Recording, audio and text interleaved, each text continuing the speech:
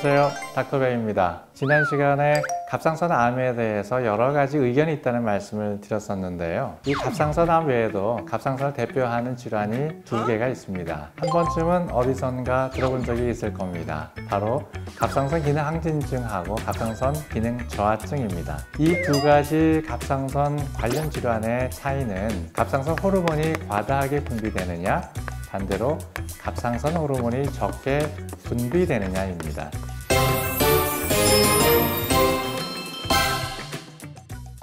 먼저 갑상선 호르몬이 과다하게 분비되어서 여러 가지 증상이 생기는 것을 갑상선 기능 항진증이라고 합니다. 이 질환은 갑상선 호르몬이 장기간에 걸쳐 과다하게 생산되고 분비되는 데서 비롯되는 증상을 의미하는데요. 대부분의 증상들은 진단하기가 아주 애매하게 나타날 수 있기 때문에 갑상선 기능 항진증이라고 알아차릴 때까지는 몇 주에서 때로는 몇 개월이 걸리기도 합니다. 그래서 저도 처음부터 진단을 이렇게 내리지 못하고 여러 가지 검사를 꼼꼼하게 한 후에 진단을 내리는 경우들이 많이 있습니다.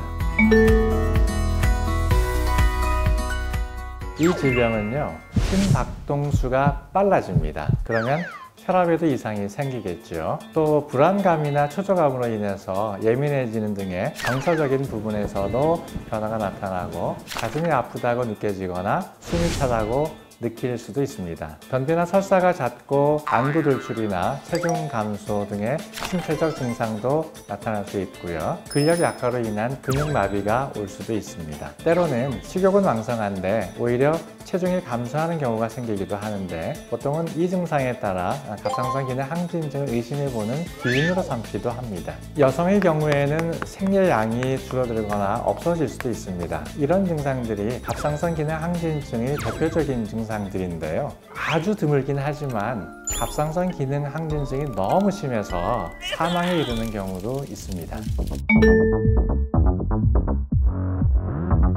갑상선 기능 항진증의 가장 흔한 원인은 그레이브스 병이라고 하는데요. 이 그레이브스 병은 혈중에 갑상선샘 자극 물질이 다수 발견되는 그러한 현상입니다. 갑상선 자극 물질은 갑상샘을 자극해서 갑상샘 호르몬의 생산을 증가시키는 물질입니다. 그레이브스 병의 대표적인 증상이 안구가 돌출되는 것입니다. 또 이 외에도 다양한 증상들이 나타나는데 대부분 갑상선 기능 항진증의 증상과 동일하기에 원인이면서 또한 증상이기도 합니다. 그레이브스 병이 갑상선 기능 항진증이 60에서 80% 정도를 차지하는데요. 남성에 비해서 여성이 10배 정도로 발병률이 높다고 보고되어 있습니다. 불행하게도 이 그레이브스 병의 원인이 아직도 명확하게 밝혀지지 않고 있습니다. 그레이브스 병 외에도 갑상선 기능 항진증의 주요 원인으로는 흡연이 있고요. 스트레스나 과한 요오드 보충, 그리고 감염이 되거나 임신과 출산 등 매우 다양한 원인이 있다고 합니다.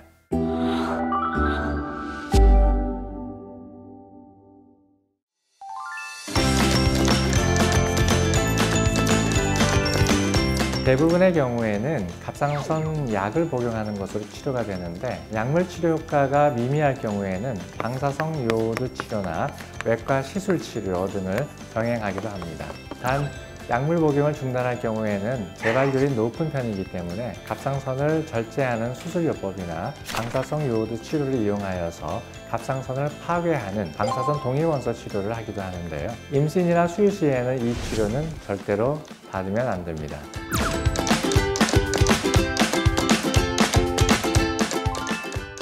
갑상선 기능 항진증과 반대로 갑상선 호르몬이 적게 분비되어 나타나는 질환을 갑상선 기능 저하증이라고 합니다. 이 질환은 갑상선 자체에 문제가 생겨서 호르몬 생산이 줄어들거나 뇌에 문제가 생겨 호르몬을 자극하는 갑상선 자극 호르몬의 생산이 감소해서 갑상선 호르몬을 충분히 만들지 못해 발생하기도 합니다. 성인의 경우 갑상선 호르몬이 부족하면요, 일단 온몸의 대사 기능이 저하되기 때문에 열과 에너지를 생성하는 기능이 떨어집니다. 그렇게 되면 쉽게 피로해지고 집중력에도 문제가 생깁니다. 또 계절과 상관없이 추위를 잘 타게 되고요. 위장관 운동이 저하되고 소화 기능이 떨어지는데 몸이 부으면서 체중이 증가하는 증상이 나타나기도 합니다. 여성의 경우에는 생리량이 증가합니다. 소화기 때 갑상선이 폐 내에서 제대로 형성되지 않았거나 갑상샘 호르몬 합성 과정에 장애가 있는 경우에 갑상선 기능 저하증이 생기는 경우도 있는데요. 이럴 경우 성장 장애나 발달 장애가 발생할 수도 있습니다. 그래서 신생아나 소아가 갑상선 기능 저하증이 의심이 되는 경우에는 빠른 시간 내에 치료를 시작해야 합니다. 성인의 경우에는 갑상선 기능 항진증과 마찬가지로 갑상선 호르몬제를 복용하면 쉽게 치료가 가능합니다. 다만 기능이 회복될 때까지 장기간 복용해야 하고 또 개인에 따라 영구적으로 복용해야 할 수도 있습니다. 갑상선 중독증도 있는데요. 갑상선 중독증은 말초 조직에 갑상선 호르몬이 과잉 공급되어 나타나는 모든 증상을 총칭하는 임상 용어예요. 증상의 대부분은 갑상선 기능 항진증과 비슷하기 때문에 치료 방법도 갑상선제를 사용하는 약물 치료와 방사성 요오드 치료법이 있고요. 또 가장 빠른 치료 효과를 볼 수 있는 수술에 의한 치료도 있습니다.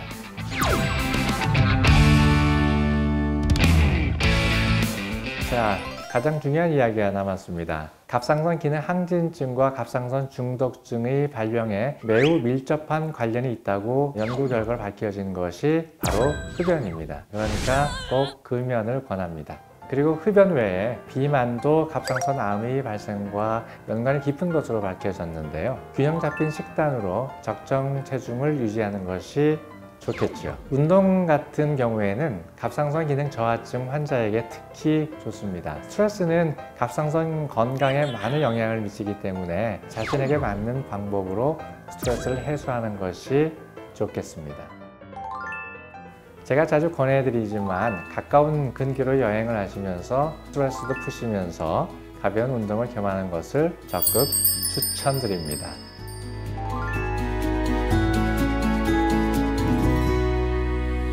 thank you.